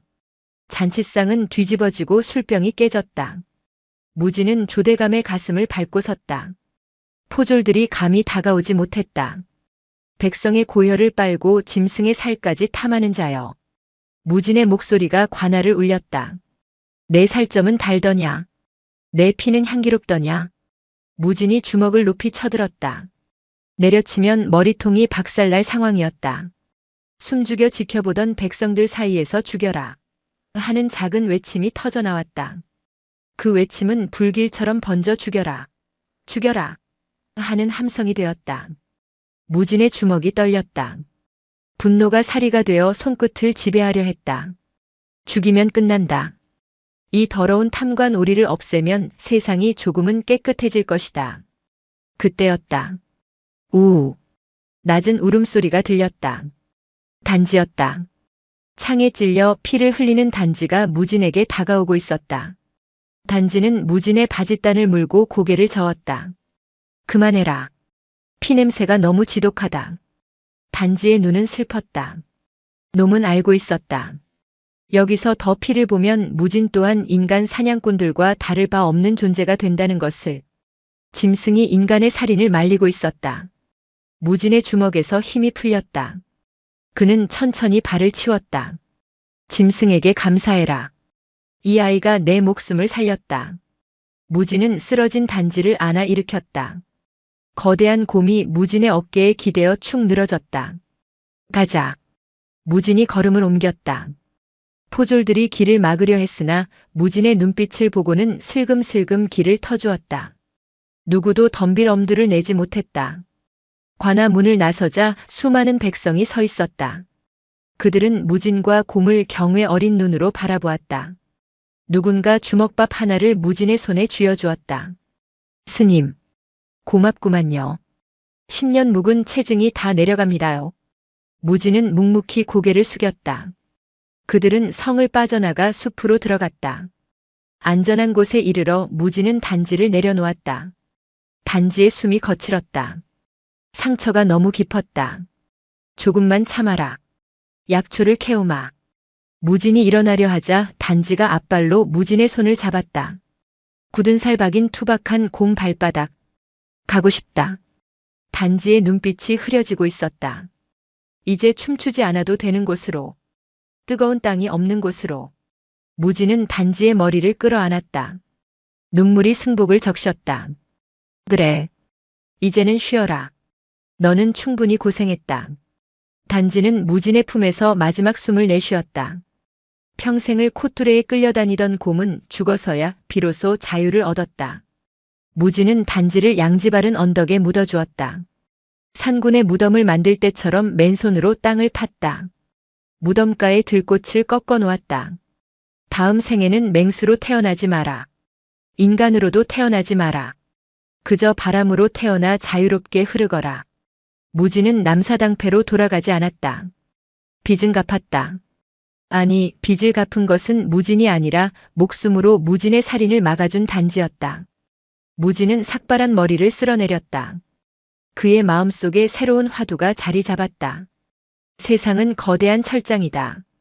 인간도 짐승도 탐욕이라는 조련사에게 채찍질 당하고 있다. 나는 이 철장을 부수리라. 무지는 다시 걸망을 맸다. 그의 발길은 이제 단순한 유랑이 아니었다. 고통받는 모든 중생을 향한 구도의 길이었다. 소문은 꼬리에 꼬리를 물고 퍼져나갔다. 곰을 업고 관아를 부순 파괴승, 짐승의 말을 하는 도인. 세상은 그를 농림에 붙여라 부르기 시작했다. 하지만 무지는 그저 산으로 더 깊은 인간의 숲으로 걸어 들어갈 뿐이었다. 세월은 강물처럼 흘러 무진의 머리 위에도 흰눈을 내렸다. 그가 나주를 떠난 지 20년. 강산이 2번 변하는 동안 무진의 이름은 전설이 되었다가 기담이 되었다가 마침내 하나의 신앙처럼 굳어졌다. 사람들은 그를 수월 스님이라 불렀다. 짐승의 달이라는 뜻이었다. 무지는 지리산 깊은 골짜기 뱀사골 위쪽에 터를 잡았다. 하지만 그곳은 보통의 절과는 달랐다. 화려한 단청도 웅장한 대웅전도 없었다. 있는 것이라고는 비바람을 겨우 피할 토굴 하나와 마당 가득 메운 수천 개의 돌탑뿐이었다. 그 돌탑들은 무진이 하나하나 손수 쌓은 것이었다. 스님, 또 탑을 쌓으십니까? 젊은 행자가 물었다.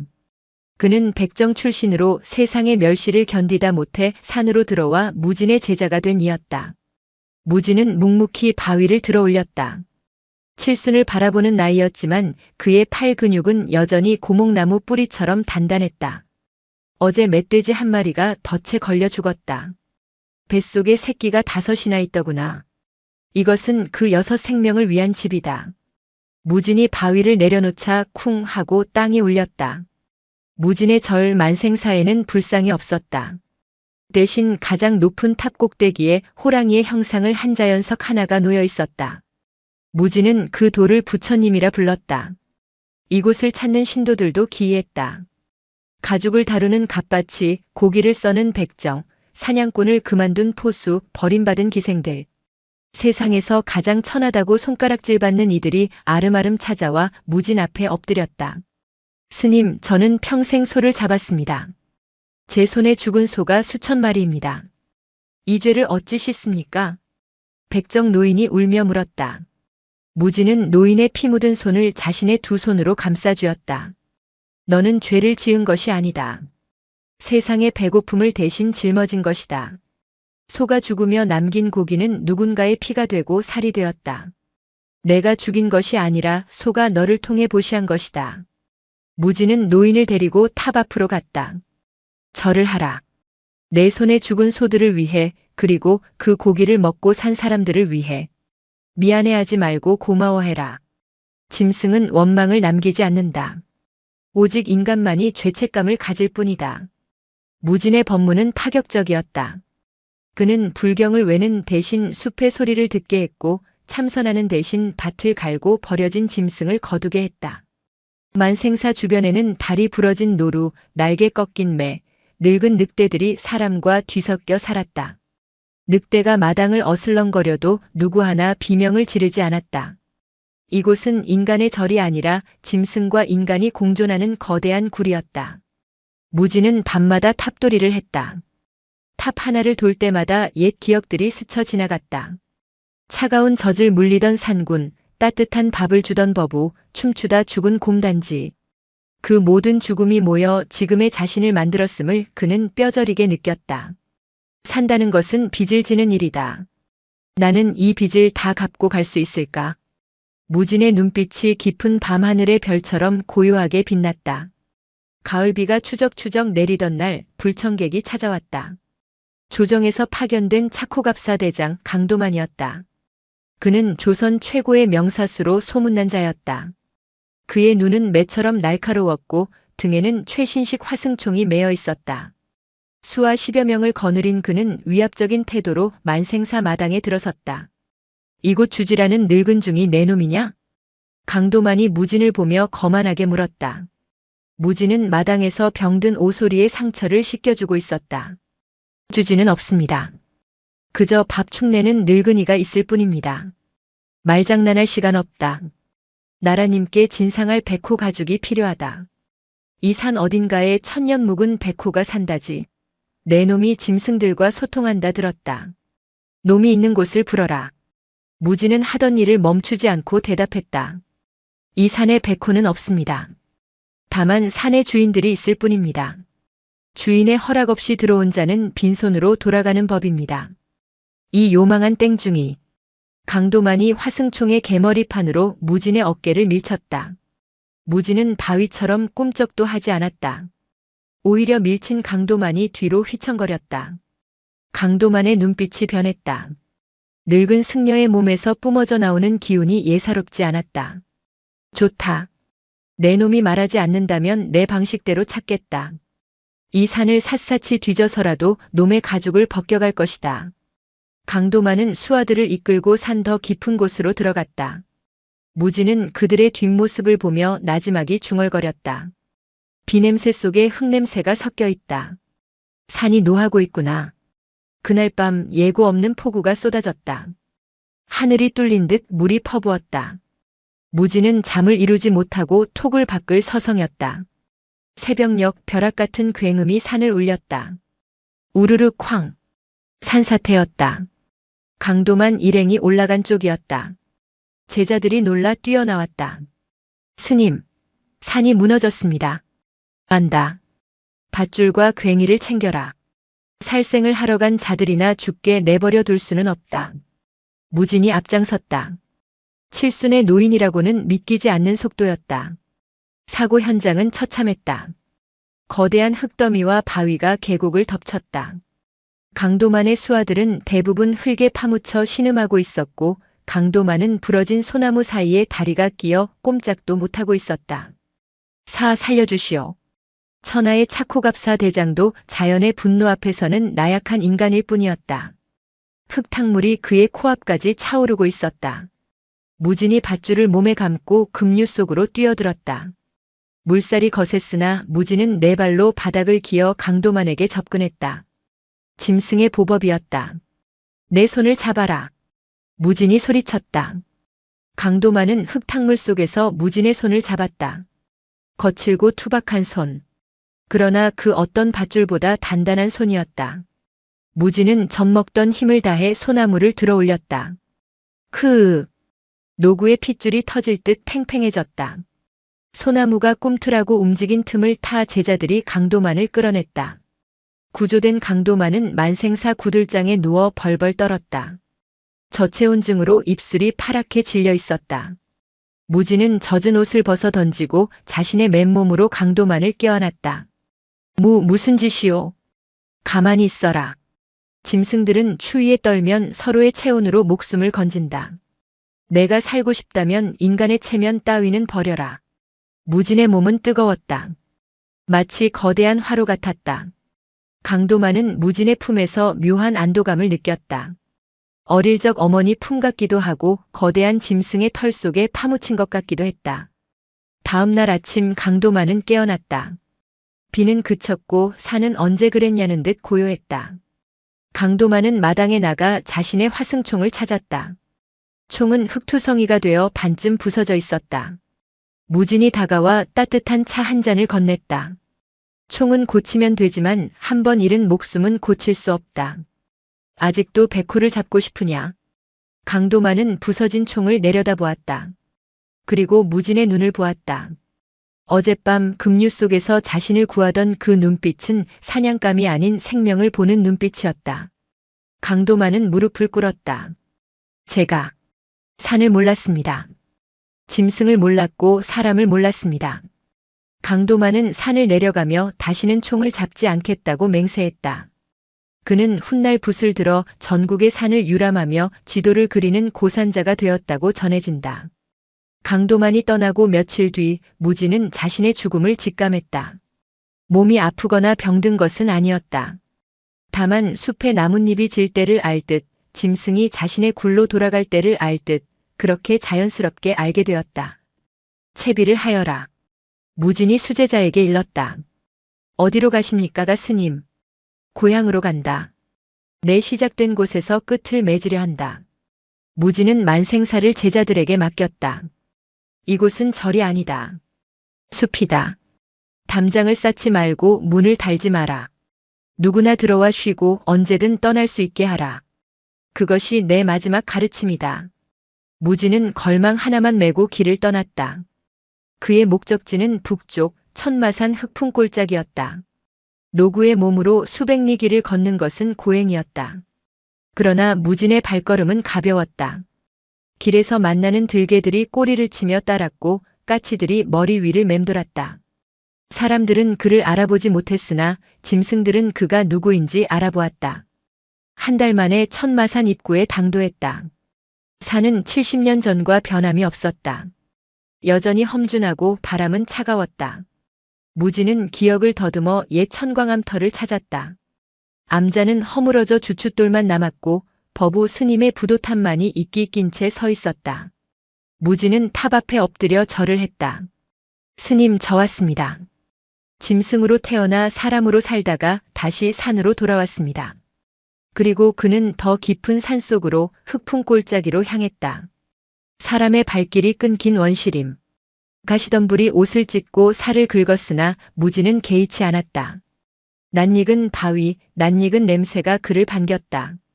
마침내 그가 도착한 곳은 옛 상군의 굴이었다. 입구는 칡넝쿨로 뒤덮여 있었으나 안쪽은 여전히 아늑했다. 무지는 굴 안으로 들어가 바닥을 쓸었다. 70년 전 핏덩이였던 자신이 놓였던 바로 그 자리였다. 무지는 굴 입구에 앉아 석양을 바라보았다. 붉은 노을이 골짜기를 물들이고 있었다. 어머니. 무진이 허공에 대고 불렀다. 바람 소리가 윙윙거렸다. 마치 호랑이의 울음소리 같았다.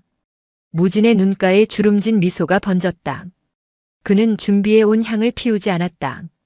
대신 주머니에서 말린 육포 한 조각을 꺼내 바위 위에 올려놓았다.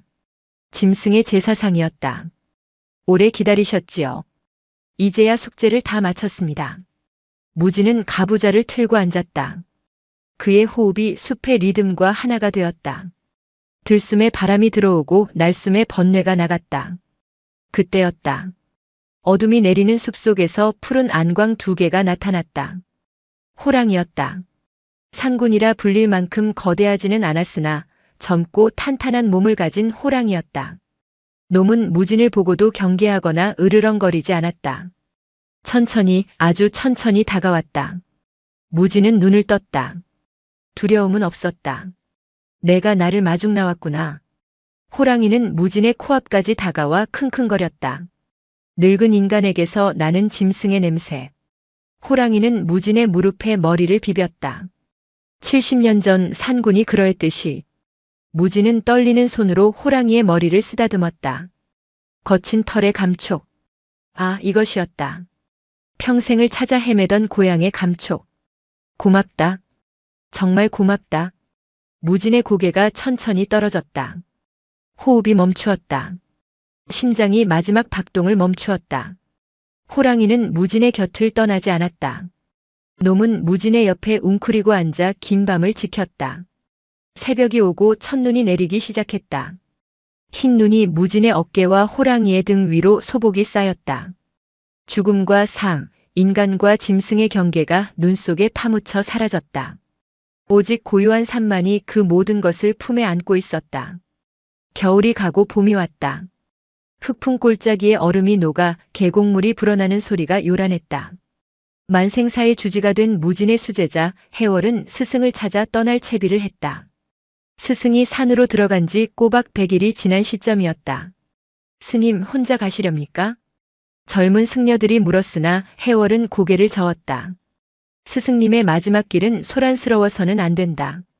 나 홀로 다녀오겠다. 해월은 험한 산길을 올랐다. 그는 과거 백정의 자식이었다. 칼을 잡던 손으로 염주를 잡게 해준 이가 바로 무진이었다. 해월의 눈에는 눈물 대신 깊은 존경심이 서려 있었다. 사흘 낮밤을 걸어 도착한 흑풍골짜기는 고요했다. 해월은 기억을 더듬어 옛 호랑이 굴을 찾았다. 칡넝쿨을 걷어내고 굴 안으로 들어선 순간 해월은 그 자리에 얼어붙고 말았다. 그곳에는 기이하고도 성스러운 광경이 펼쳐져 있었다. 무진은 가부좌를 튼 자세 그대로 열반에 들어 있었다. 육신은 말라 등신불처럼 변해 있었으나 표정만은 살아있는 사람처럼 평온했다. 그런데 그 곁이 비어 있지 않았다. 무진의 무릎을 베고 누워있는 거대한 짐승의 사체. 지난 겨울 무진의 임종을 지켰던 그 호랑이였다. 호랑이 역시 무진의 곁에서 잠들 듯 숨을 거두었다. 인간의 손이 짐승의 머리를 쓰다듬고 있었고 짐승의 꼬리는 인간의 허리를 감싸고 있었다. 죽음조차 갈라놓지 못한, 아니 죽음으로써 완성된 합일이었다. 해월은 털썩 무릎을 꿇었다. 스승님. 그것은 시신이 아니었다. 인간과 자연이, 성인과 짐승이 하나로 엉겨 붙어 만들어낸 하나의 거대한 예술품이었다. 굴 천장에서 떨어진 물방울이 두 존재의 어깨 위로 석순처럼 자라나고 있었다. 해월은 그 자리에서 3000배를 올렸다. 절을 할 때마다 바닥의 냉기가 무릎을 파고들었으나 가슴 속에서는 뜨거운 불덩이가 치솟았다. 해월은 스승의 시신을 수습하여 만생사로 돌아왔다. 호랑이의 시신도 함께였다. 소식을 들은 사람들이 구름처럼 몰려들었다. 만생사의 마당은 발 디딜 틈이 없었다. 승려뿐만 아니라 무진이 구해준 백정, 갑바치, 사냥꾼, 기생, 그리고 이름 없는 촌부들이 마당을 가득 메웠다. 그들 틈에는 기이한 조문객들도 있었다. 절 담장 너머 숲속에서 늑대들이 울었고 나뭇가지마다 까마귀들이 내려앉아 검은 조의를 표했다. 멧돼지 떼가 내려와 마당 구석에 엎드렸다. 사람들은 짐승들을 보고도 놀라지 않았다. 무진이 생전에 보여준 공존의 세상이 그곳에 있었다. 다비식이 거행되었다. 연화대 위에 무진의 법구와 호랑이의 사체가 나란히 올려졌다. 장작더미에 불이 붙자 거대한 불기둥이 하늘로 치솟았다. 타닥 타다닥. 장작 타는 소리가 마치 목탁 소리처럼 들렸다. 사람들은 합장하며 연부를 외웠다. 나무아미타불. 불길은 사흘 밤낮으로 타올랐다. 연기는 흩어지지 않고 하나의 형상을 이루었다. 사람들은 보았다. 연기 속에서 승려의 옷을 입은 호랑이가 하늘로 뛰어오르는 형상을. 불이 꺼지고 재만 남았을 때 해월은 습고를 위해 다가갔다. 보통 고승의 다비식에서는 영롱한 사리가 나오기 마련이다. 사람들은 무진에게서 얼마나 많은 사리가 나올지 기대하며 숨을 죽였다. 해월이 잿더미를 헤쳤다. 그러나 그곳에 구슬 같은 사리는 없었다. 대신 재 속에서 타지 않고 남은 뼈 하나가 발견되었다. 그것은 송곳니였다. 사람의 치아라기엔 너무 크고 날카로웠고 짐승의 이빨이라기엔 너무나 정갈하고 하얀 빛을 띠고 있었다. 무진의 뼈와 호랑이의 뼈가 불 속에서 녹아 엉겨붙어 만들어진 세상에 단 하나뿐인 이빨살이었다. 해월은 그 사리를 높이 들어 올렸다. 보아라. 이것이 스승님께서 남기신 법문이다. 좌중이 웅성거렸다. 스승님께서는 평생을 인간의 탈을 쓴 짐승들과 싸우셨고 짐승의 탈을 쓴 부처들을 섬기셨다. 이 사리는 말하고 있다. 인간과 짐승, 부처와 중생의 경계는 본래 없다는 것을. 사람들은 그제야 통곡했다. 그것은 슬픔의 눈물이 아니라 거대한 깨달음이 주는 벅찬 감동의 눈물이었다. 수십 년의 세월이 더 흘렀다. 만생사는 조선 팔도에서 가장 기이하고도 영험한 절이 되었다. 대웅전 한가운데에는 불상 대신 거대한 호랑이 등 위에 앉아있는 어린아이의 상이 모셔져 있었다. 어느 늦가을 백발이 성성한 노인이 된 해월이 어린 동자승에게 예시야기를 들려주고 있었다. 큰 스님, 그럼 무진 스님을 키워준 그 첫 번째 호랑이, 산군님은 대체 누구셨습니까? 전생의 사람이었을까요? 동자승이 초롱초롱한 눈으로 물었다. 해월은 빙그레 웃으며 찻잔을 들었다. 사람들은 흔히 짐승이 덕을 쌓으면 다음 생에 인간으로 태어난다고 믿지. 그래서 산군이 전생의 큰 스님이었을 거라 짐작하더구나. 허나 무진 스님의 생각은 달랐다. 어떻게요? 스님께서 열반하시기 전 내게 남기신 비망록에 이런 글귀가 있었다. 해월은 품에서 낡은 종이 뭉치를 꺼냈다. 내가 짐승에게서 인간을 배운 것이 아니다. 그 짐승이 인간 세상에 실망하여 털을 뒤집어 쓰고 산으로 들어간 부처였다. 그는 나를 짐승으로 키운 것이 아니라 가장 때 묻지 않은 순수한 인간으로 키우고자 했던 것이다. 동자승의 입이 딱 벌어졌다. 그럼 상군님이 부처님이셨단 말입니까? 형상은 중요하지 않다. 배고픈 아이에게 제 젖을 물리고 추운 아이를 위해 제 털을 내어주는 마음. 그 자비심이 곧 부처 아니겠느냐. 호랑이의 탈을 썼든 승복을 입었든 그 본질은 매한가지란다. 해월은 창밖을 바라보았다. 단풍이 붉게 물든 지리산 자락이 눈에 들어왔다. 무진 스님은 평생을 사람이 되기 위해 수행하셨으나 결국 깨달으신 것은 사람이 되지 않아도 좋다는 것이었다. 짐승처럼 단순하고 짐승처럼 정직하게 자연의 일부로 사는 것. 그것이 진정한 해탈임을 보여주신 게지. 해월이 입적한 뒤 만생사에는 새로운 전설이 생겨났다. 비가 오거나 눈이 오는 날이면 절 뒷산 바위에 거대한 호랑이 한 마리가 나타나 절을 내려다본다는 것이었다. 어떤 이는 그 호랑이의 등에 낡은 승복을 입은 노승이 타고 있었다고도 했다. 하지만 누구도 두려워하지 않았다. 사냥꾼들은 그 산에서 활을 쏘지 않았고 약초꾼들은 뿌리까지 캐지 않고 남겨두었으며 나무꾼들은 살아있는 나무를 베지 않았다. 이 산은 산군님과 무진 스님의 집이다. 사람들은 입을 모아 그렇게 말했다. 이야기는 여기서 끝이 아니다. 지금도 깊은 산속 인적 드문 골짜기에 가면 바람소리 섞인 울음소리가 들린다고 한다. 귀를 기울여 들어보면 그것은 짐승의 포효 같기도 하고 승려의 독경 소리 같기도 하다. 그 소리는 우리에게 묻는다. 너는 무엇이냐? 양복을 입은 짐승이냐, 헐벗은 성인이냐? 남의 살을 탐하는 자냐, 내 살을 내어주는 자냐? 대답은 산울림처럼 돌아온다. 산은 말이 없고 짐승은 거짓말을 하지 않는다. 오직 인간만이 부끄러움을 알 뿐이다. 눈 내리는 천마산, 그 붉은 골짜기 어딘가에 아직도 그들이 살고 있다. 짐승의 젖을 먹고 자라 마침내 산 그 자체가 되어버린 아이의 이야기는 바람이 되어 영원히 이 땅을 흐를 것이다. 영상이 마음에 드셨다면 구독과 좋아요 부탁드립니다. 짐승 같은 인간과 인간 같은 짐승, 여러분은 어느 쪽이 더 두려우신가요? 댓글로 여러분의 의견을 나눠주세요.